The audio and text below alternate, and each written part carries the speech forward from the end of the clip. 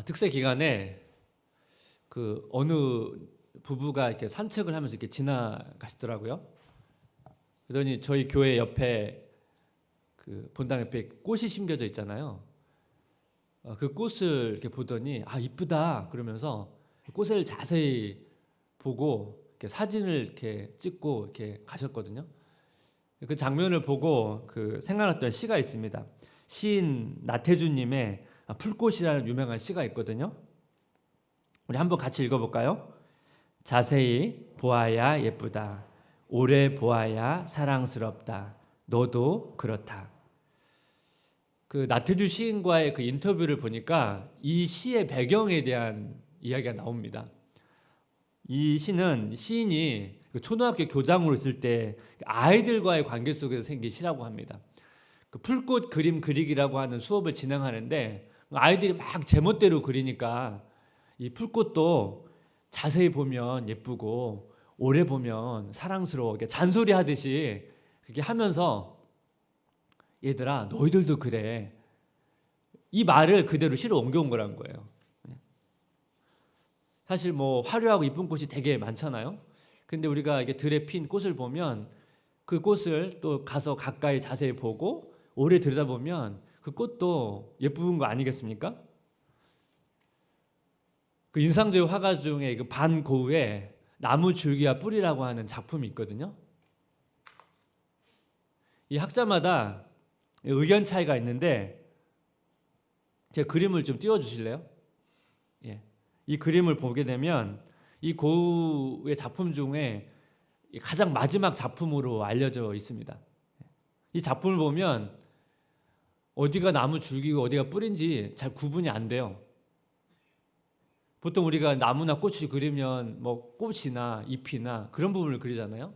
근데 반 고흐는 어떻게 보면 우리가 잘 보지 않는 줄기랑 뿌리를 봤습니다. 그 반 고흐는 어떻게 보면 되게 평범해 보이고 보잘것없이 보이는 이 모습을 어떻게 해요? 아름답게 본 거거든요. 그 라우영한 교수님의 글을 보니까 이 고흐의 관점에 대해 이렇게 설명을 합니다. 라이너 마리아 릴케는 반 고흐의 그림에는 대상 자체의 아름다움이 아니라 그것을 바라보는 이의 아름다움이 드러나는 것이라고 말했다. 그의 주장과 같이 반 고흐의 풍경화는 대상 자체보다는 그것을 바라보는 이의 시선을 담아낸다. 그리고 그 시선은 바로 하나님의 눈이다. 반 고흐에 의해서 보잘것없는 대상들이 하나님의 시선으로 다시 조명된 것이다. 어떻게 보면 우리가 잘 이렇게 아름답다고 막 생각하지 않은 그 모습 속에서 뭐예요? 아름다움을 발견했는데 그 아름다움은 뭐예요? 고흐의 시선이고 하나님의 시선이다. 이렇게 해석을 한 것입니다. 그 나태주 시인의 풀꽃을 다시 보시면 자세히 보아야 예쁘다. 오래 보아야 사랑스럽다. 너도 그렇다. 사실 아이들이 양면성이 있지 않습니까? 그 시인은 어떻게 보면 말을 잘 듣지 않는 그 아이들을 보면서도 그 아이들도 오래 보고 자세히 보면 그 사랑스러운 면이 있다는 것을 자기가 발견한 거거든요. 이 하나님의 시선을 보면 이 아이의 모습이 우리의 모습입니다. 우리가 뭐 하나님 앞에서 늘 사랑스러운 모습이겠습니까? 하지만 하나님 뭐예요? 하나님께서는 우리를 그런 모습으로, 우리를 사랑스러운 모습으로 우리를 바라보고 있다는 것입니다. 제가 좋아하는 말씀이 있는데 하나님께서 우리를 정말로 이렇게 사랑스럽게 바라보신다는 것을 이렇게 잘 표현한 구절이 어디 있을까? 우리 한번 아가서 6장 10절 말씀인데 나를 향한 말씀이라고 생각 한번 같이 읽어보겠습니다. 시작. 아침빛같이 뚜렷하고 달같이 아름답고 해같이 맑고 깃발을 세운 군대같이 당당한 여자가 누구인가? 아침빛같이 뚜렷하고 달같이 아름답고 해같이 맑고 깃발을 세운 군대라는 건 뭐냐면 승리한 군대입니다. 승리한 군대가 깃발을 높이 들고 가잖아요. 그렇게 당당한 그 사람이 누구냐? 여러분이라는 거예요. 여러분. 하나님은 우리를 그렇게 사랑스럽게 우리를 보신다는 것입니다. 우리가 이렇게 하나님 앞에서 이 사랑스러운 존재라면 우리를 지으신 그 하나님은 얼마나 아름답고 사랑스러운 분이시겠습니까? 우리가 죄성이 있어서 우리도 하나님을 그냥 대충 보고 가면 이 하나님이 이렇게 아름다우신 분이신지 잘 느끼질 못합니다. 제가 신앙생활 처음 시작하면서 이 하나님이 아름답다는 이 단어가 저한테 너무 낯선 거예요. 워낙 세상적인 기준 때문에 그런지 몰라도 하나님이 왜 아름답다고 표현하지? 그게 좀 잘 이해가 안 되더라고요. 근데 시간이 지나면서 하나님에 대해서 알아가면 알아갈수록 그분의 삶과 성품을 묵상해 갈수록 예수님은 너무나 아름다우신 분이시죠. 예수님은 너무나 사랑스러운 분이시라는 것을 제가 깨닫게 되었습니다. 이런 관점에서 오늘 본문을 좀 살펴보면 좋을 것 같습니다. 첫 번째는 뭐냐면 마음이 청결하다는 의미가 뭐냐는 거예요. 마태복음 5장 8절 마음이 청결한 자는 복이 있나니 그들이 하나님을 볼 것이며, 이 청결한이라는 의미는 의식적으로 깨끗하고 정결하다는 의미거든요. 근데 앞에 마음이라는 게 붙었잖아요. 마음이 청결한, 그랬으니까 이거 어떻게 보면 겉으로 드러나는 것보다도 내면적인 부분을 되게 강조하는 표현입니다. 문자적으로 그냥 해석을 하면 마음으로 죄를 짓지 않는 것, 이렇게 직역할 수 있는데 사실 이런 의미는 아닙니다. 왜냐하면 우리가 마음으로 죄를 짓지 않는 것은 불가능하거든요. 그러니까 이 단어의 의미는 뭐냐면 정직한, 진실한 그런 의미예요. 두 마음을 품지 않고 정직하게 하나님 앞에 나아가는 그런 마음, 이거를 마음이 청결한 이렇게 설명하고 있습니다. 다윗이 간음의 죄를 짓잖아요. 그리고 사실을 회개하지 않고 있다가 나단 선지자가 와가지고 그 죄를 지적하니까 그 지은 시를 보게 되면, 그때 회개하면서 지은 시를 보면 이 마음이 청결한의 의미를 좀 알 수가 있습니다. 시편 50편 10절 한번 같이 읽어볼까요? 하나님이여 내 속에 정한 마음을 창조하시고 내 안에 정직한 영을 새롭게 하소서. 다윗이 죄를 짓고도 그걸 하나님 앞에 내어놓지 못했거든요. 근데 여러분, 그 내어놓지 않는다고 하나님 모르나요? 그 죄를 가린다고 하나님 모르시나요? 다 알잖아요. 그래서 뭐라고 말합니까? 내 속에 정직한 마음을 창조해서 내 마음 정직하게 그 모습 그대로 하나님 앞에 내어놓을 수 있기를 기도하고 있는 거 아니겠습니까?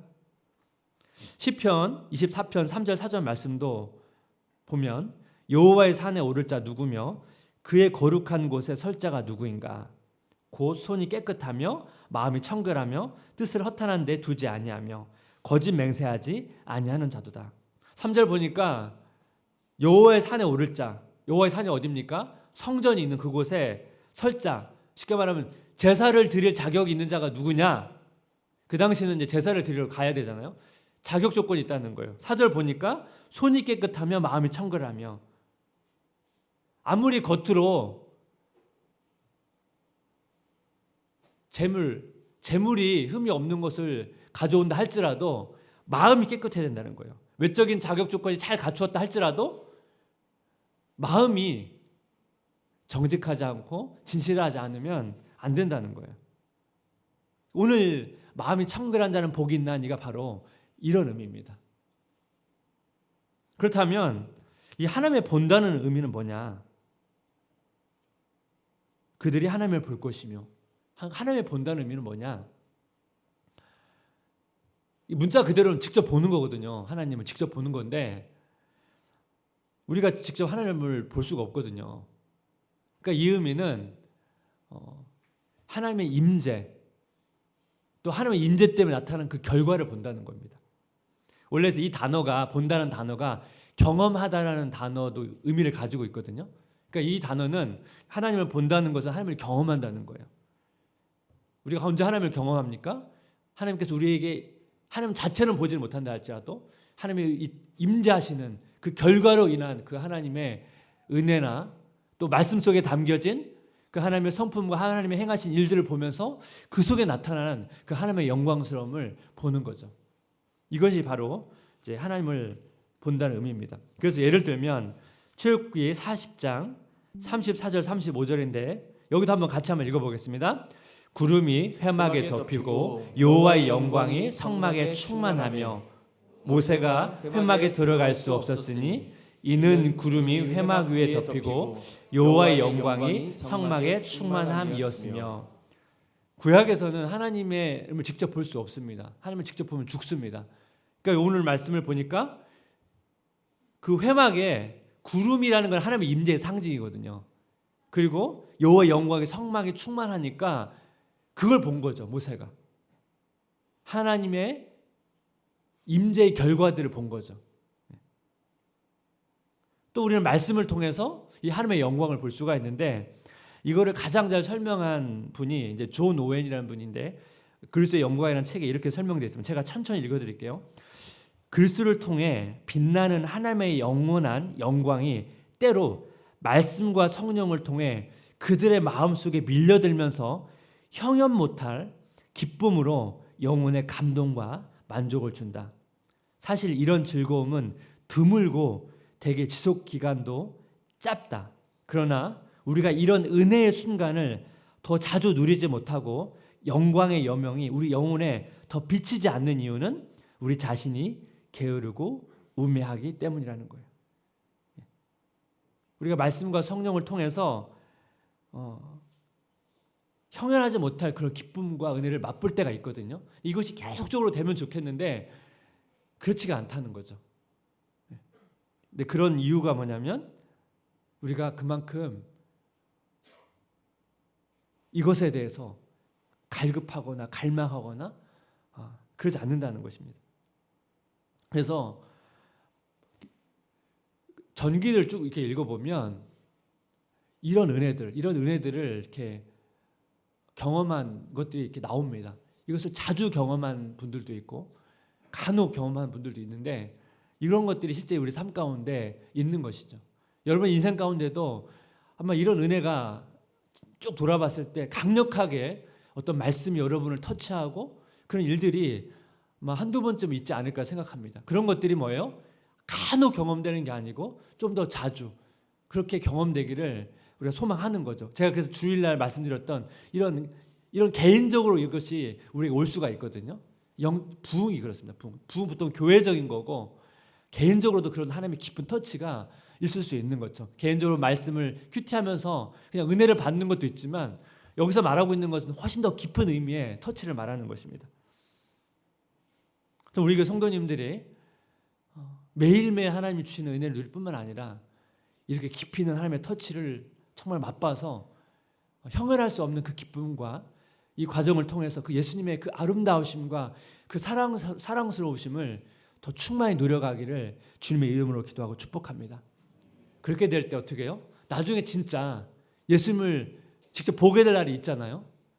그때 얼마나 여러분 이게 감격스럽겠습니까? 요한일서 3장 2절 말씀을 보니까 사랑하는 자들아 우리가 지금은 하나님의 자녀라 장래 어떻게 될지는 아직 나타나지 아니하였으나 그가 나타나시면 우리가 그와 같을 줄을 아는 것은 그의 참모습 그대로 볼 것이기 때문이라. 주님이 재림하셔서 우리가 육체까지 부활해서 주의 몸처럼 바뀌었을 때 우리가 어떻게 예수님을 직접 대면할 눈으로 대면할 그날이 온다는 거죠.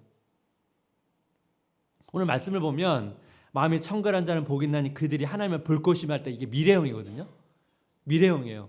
그럼 하나님을 진짜 미래에 볼 때는 이 문자 그대로 예수님을 봐요. 직접 눈으로. 하지만 현재는 그렇게 보지를 못하잖아요. 그래서 제가 아까 말씀드린 대로 이 현재에는 직접 우리가 눈으로 예수님을 대면해 보지는 못하지만 그분의 임재와 그 영광을 맛보는 것입니다. 이 영광을 조금씩 맛보면서 그 풍성히 맛보다가 나중에 어떻게 해요?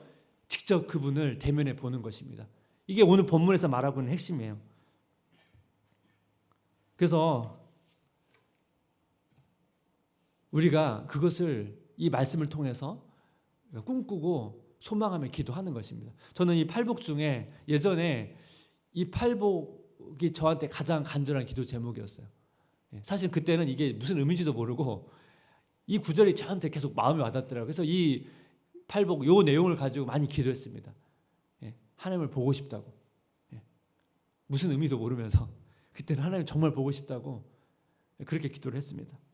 저는 이 말씀을 준비하면서 우리 교회에 있는 수많은 어린 아이부터 특히 청소년, 대학 청년부 이르기까지 정말 이 예수님의 그 아름다우심, 그 매력에 정말 빠졌으면 좋겠다는 간절한 소원함이 있습니다. 신앙 교육에 별거 있습니까? 예수님의 매력에 점점 빠지는 거죠. 게임도 재밌지만 예수님을 알아가면 알아갈수록 예수님과 교제하는 것이 이렇게 즐겁구나. BTS, 뭐 블랙핑크, 요즘에 뉴진스라고 또 뜬다고 하더라고요.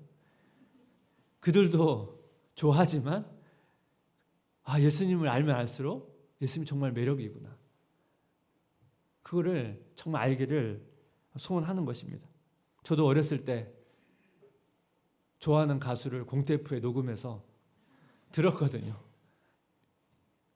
하지만 예수님 알아가면 알아갈수록 그 비교할 수 없는 그 기쁨과 즐거움이 하나님과의 교제 속에 있다는 것을 정말 맛보기를 소원하는 것입니다. 우리가 어떤 죄와 싸워서 이기는 힘이나 변화되는 이런 모든 것들은 어디서 옵니까? 예수님이 나의 최고의 사랑이 될 때 가능한 거거든요. 예수님을 가장 사랑하면 죄와 싸워서 이길 수 있고 변화될 수 있거든요. 근데 예수님이 그런 사랑의 대상에 우선순위에 밀리게 되면 우리가 죄와 싸워 이길 수 힘이 없어요. 변화되고 싶어도 변화가 안 돼요. 그래서 제가 이 말씀을 드리는 겁니다. 우리 자녀들이 정말 예수님을 사랑할 수밖에 없는 그 이유들을 발견하기를 주님의 이름으로 기도하고 축복합니다. 오늘 마지막으로 마태복음 5장 8절 말씀을 보니까 마음이 청결한 자는 복이 있나니 그들이 하나님을 볼 것이며, 이것이 왜 역설인지를 좀 설명을 좀 드리겠습니다. 오늘 말씀을 풀면 이런 의미거든요. 하나님 앞에 정직하게 나아간 자는 복이 있나니 그들이 하나님의 임재와 그 하나님의 영광을 볼 것이다. 이게 오늘 말씀을 풀면, 지금 설교한 내용을 풀면 이렇습니다. 이 하나님 앞에 청결한 자, 하나님 앞에 정직히 나아가는 자는, 이 말씀이 어떤 팔복과 연관이 있냐면 애통한 자랑 연결이 됩니다. 이 두 내용은 사실은 거의 같아요. 제가 전에 말씀드렸던 것처럼 이 팔복이 다른 게 아니고 서로 연결돼 있다고 그랬죠. 보는 관점에 따라 이게 다를 뿐이지 서로 이건 한 가지입니다. 성령의 9가지 열매가 하나인 것처럼 이 팔복도 하나예요, 사실은. 애통의 의미 기억나시죠? 기억나세요? 그 첫 번째 의미가 죄에 대한 애통이라고 말씀드렸어요. 죄에 대한 애통이 뭐죠? 우리가 하나님 앞에 가까이 나아가면 나아갈수록 그 하나님의 빛이 비추어져서 자기 내면에 비춰지니까 그동안에 보지 못했던 죄들이 보이는 거예요. 더 영적으로 예민해지기 때문에 그 전에는 그걸 죄라고 생각하지 않았는데 그 죄를 보게 되는 것이죠. 그리고 그 죄 때문에 애통이 한다고 했잖아요. 이 말을 다른 말로 말하면 이게 마음이 정직한 거예요. 마음이 진실한 거예요. 마음에 진실하다는 것을 다른 관점으로 하나님의 빛이 비춰지는 거죠. 하나님 앞에 정직하게 나아가는 사람은 애통하는 사람이에요. 근데 하나님 마음이 정직하지 않으면 죄가 보이지 않아요. 사실은 우리 입장에서는 죄가 보이지 않는 거죠. 죄가 있는데도. 그리고 죄를 알아도 합리화시켜요. 여기서 역설이 존재해요. 제가 그래프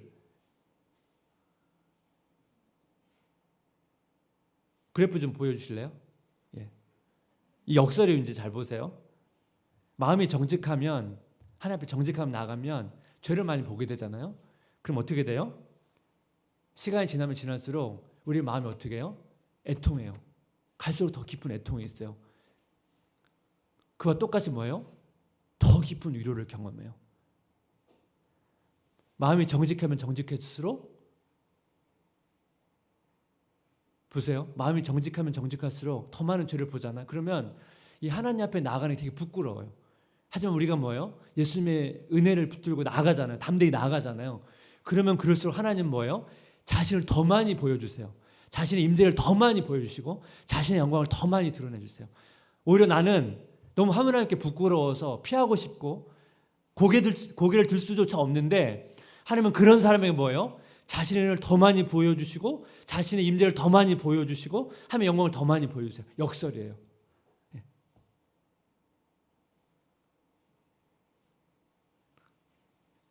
자기 죄 때문에 애통해야 하는데 하나님 우리에게 더 많은 위로를 주시고, 나는 하나님 앞에 진실하게 나아가서 진실한 마음으로 하나님 앞에 나아가면 나아갈수록 하나님은 우리에게 더 많은 임재와 영광을 우리에게 임해 주세요.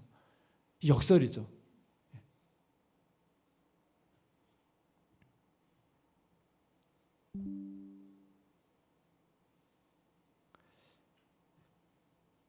이것을 우리가 기도하는 것입니다. 이 역설의 은혜를 경험하게 달라고. 하나님, 내가 진실해지길 원합니다. 내 안에 나도 잘 보지 못하는 내 내면의 모든 것들을 내가 보기를 원하고 그 모습 그대로 하나님 앞에 가져갈 때 하나님이 그 모든 것들을 용서해 주시고 또 위로해 주실 뿐만 아니라 그분의 은혜를 더 풍성히 부어주시고 그분의 임재를 풍성히 드러내 주시고 그분의 영광을 풍성히 드러내 주시는 이 역설의 은혜를 우리가 경험하는 것이죠. 이것이 신앙생활의 묘미고 이것이 우리가 기도해야 될 제목입니다.